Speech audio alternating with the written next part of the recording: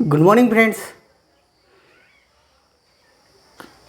कल मैंने आपको हिमालय की उत्पत्ति के विषय में बताया था कि इसमें क्या सिद्धांत दिया गया और किनके द्वारा दिया गया।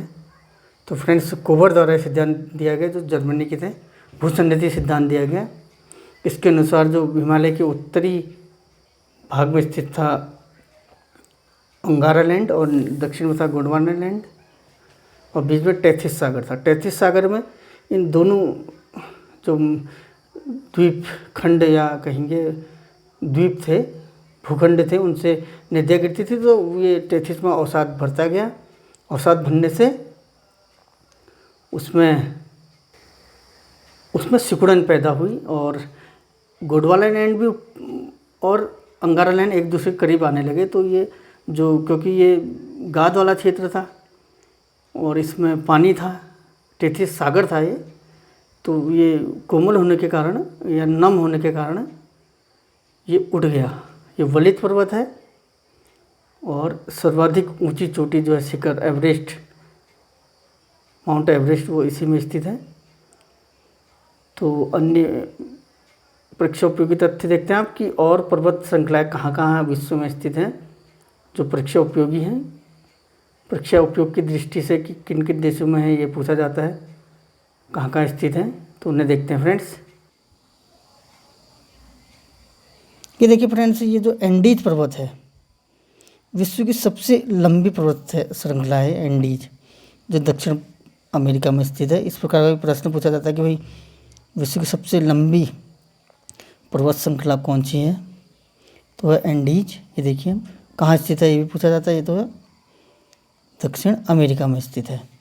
और देखिए रॉकी पर्वत श्रृंखला उत्तरी अमेरिका में, अपलेशियन पर्वत श्रृंखला पर्वतमाला जिसे कहेंगे पर्वत श्रृंखला पर्वतमाला, यह है उत्तरी अमेरिका में, ये पूछा जाएगा फ्रेंड्स। रॉकी पर्वत श्रृंखला, अपलेशियन। और देखिए मैं कर्क रेखा, ये भी परीक्षा को मैक्सिको यहाँ पर से गुजर रही है। और फ्रेंड्स एक यहाँ पर एक परीक्षा उपयोगी तथ्य हम और देख लेते हैं कि जो फ्रेंड्स जो कर्क रेखा, विषुवत रेखा और मकर रेखा है, तो केवल एक महाद्वीप है जिससे तीनों गुजरती है, वो है वो है अफ्रीका महाद्वीप से तीनों गुजरती है, कर्क भी, मकर भी और भूमध्य रेखा भी। भूमध्य रेखा, विषुवत रेखा और कर्क रेखा, मकर रेखा दक्षिण अफ्रीका से गुजरती हैं। और लिम्पोपो जो है ये नदी यहाँ पर को है, मकर रेखा को काटती है 2 बार, लिम्पोपो,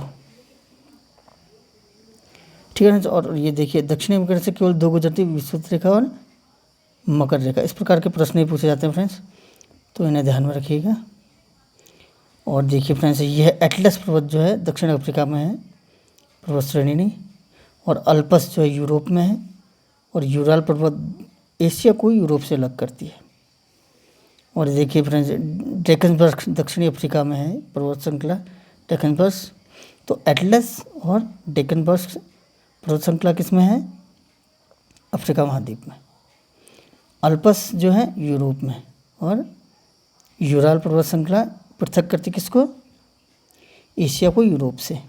और देखिए भारत में हिमालय पर्वत जो 2400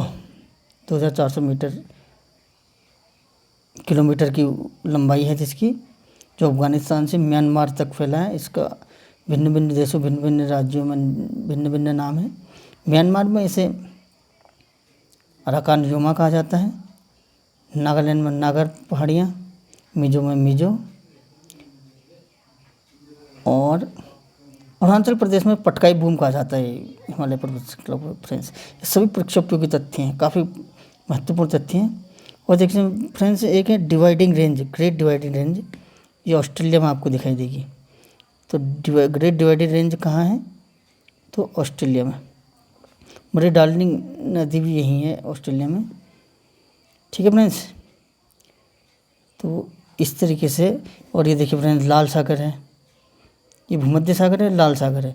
ये जो यहाँ पर को है स्वेज नहर है इसके बीच में, ये भी परीक्षा उपयोगी तथ्य है, ठीक है फ्रेंड्स।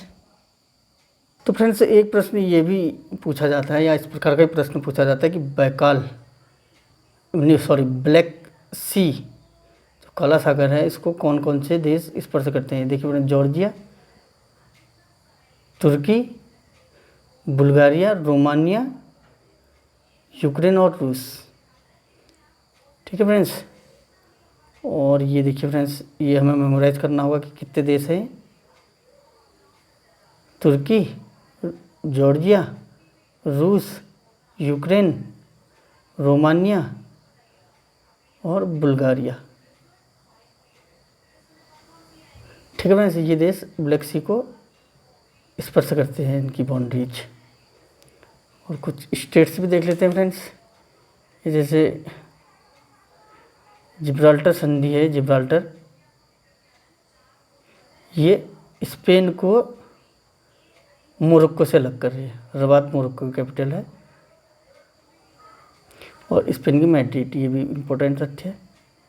ये जो जिब्राल्टर संधि है, स्टेट है, ये यानी कि रूस को यूरोप को अब दक्षिण अफ्रीका से पृथक करती है, ये भी मान सकते हैं। मोरक्को को स्पेन से पृथक करती जिब्राल्टर संधि। ठीक है फ्रेंड्स। और ये हमने यहाँ पर देखा था कि अटलस पर्वत श्रृंखला यहीं पर को है दक्षिण अफ्रीका में। और देखिए फ्रेंड्स, भूमध्य सागर को कौन कौन से दक्षिण अफ्रीका के देश स्पर्श करते हैं। ट्यूनीशिया,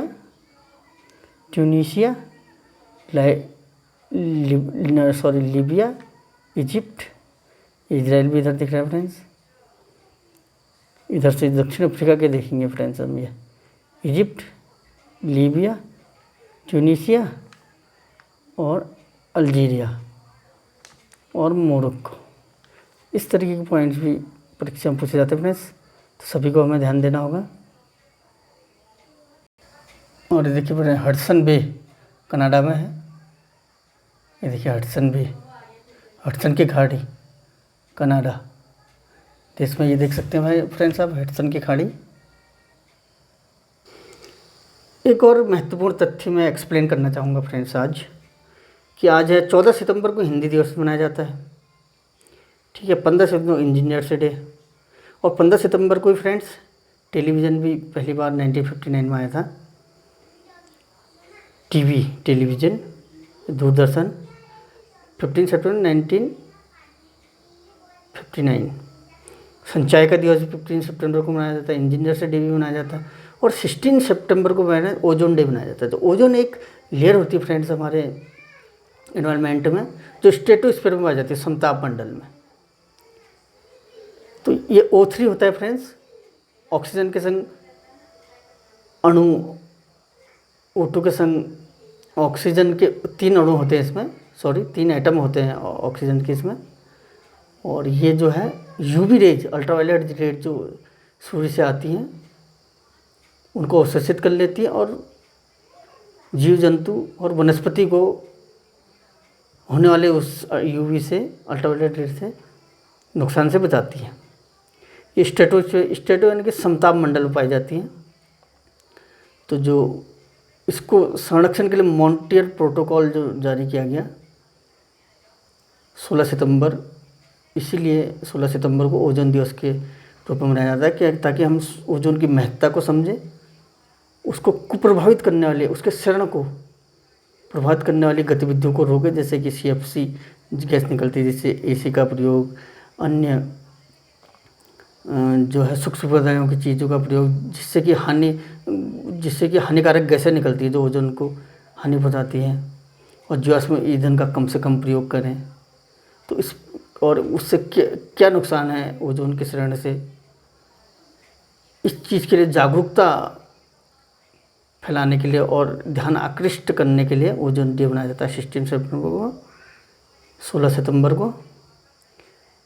ठीक है फ्रेंड्स, तो इस प्रकार से हमने अवेयर रहना है, अपने एनवायरनमेंट में देखना है, जिससे कि हम एक सेंस डेवलप कर सकें परीक्षा के लिए और तथ्यों को अच्छी तरह मेमोराइज कर सकें।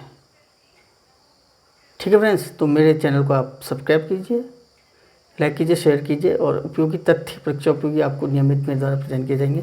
Thank you very much friends.